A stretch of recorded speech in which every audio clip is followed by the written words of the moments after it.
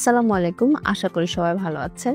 আজকে কথা বলবো আমি খুব ছোট্ট একটা টপিক নিয়ে, সেটা হচ্ছে চুলে আমরা আসলে কিভাবে তেলটা অ্যাপ্লাই করব বা চুলে আসলে তেল দেওয়ার দরকার আছে কিনা। তো আমাদের দেশে আমাদের মা বা খালা, নানি, দাদি এরা কিন্তু সবসময় আমাদেরকে ইনসিস্ট করে চুলে তেল দেওয়ার জন্য, এবং তেল দিলে নাকি চুলটা আরো নারিশ হয় এবং চুলের গ্রোথ ভালো হয়। এটা আমরা সারা জীবন জেনে এসেছি। কিন্তু আমি যখন এই অ্যাস্থেটিক লাইনে পড়াশোনা করতে আসলাম, তখন দেখলাম যে আসলে চুলে তেলের কোনো ভূমিকা নাই, বা চুলে আমাদের হেয়ার ফলিকলে কিন্তু সেবাসিয়াস গ্ল্যান্ড নামে এক ধরনের গ্রন্থি থাকে, যার থেকে অটোমেটিকলি আমাদের হেয়ারে তেল নিঃসরণ হয়, এবং যার ফলে বাইরে থেকে কোনো ধরনের তেল অ্যাপ্লাই করার কোনো প্রয়োজনই বোধ হয় না। তো আমরা যখন বাইরে থেকে কোনো তেল ব্যবহার করি মাথায়, তখন আসলে হয় কি, মাথার স্ক্যাল্পটা অনেকটাই যে লোম মাথার যে রুট গুলো আছে, চুলে হেয়ার রুট গুলো, সেগুলো বন্ধ হয়ে যায়, এবং যার ফলে সেবাসিয়াস সিক্রেশনটা ঠিক মতো হয় না দেখে এখানে বিভিন্ন ধরনের ব্যাকটেরিয়ার আক্রমণ হয়, এবং এর ফলে কিন্তু চুলে ড্যান্ড্রাফ হয়। আমরা অনেকেই দেখি যে আমাদের চুলে অনেক প্রচুর খুশকি বা ড্যান্ড্রাফ। এটার একটা মূল কারণ হচ্ছে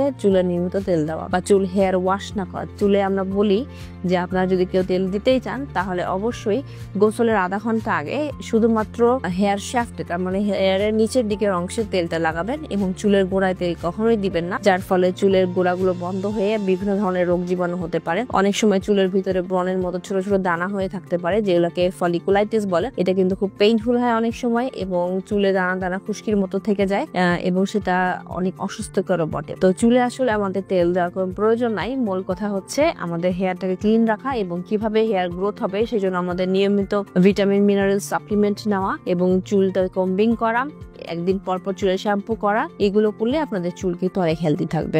আশা করি সবাই বুঝতে পেরেছেন। ধন্যবাদ সবাইকে।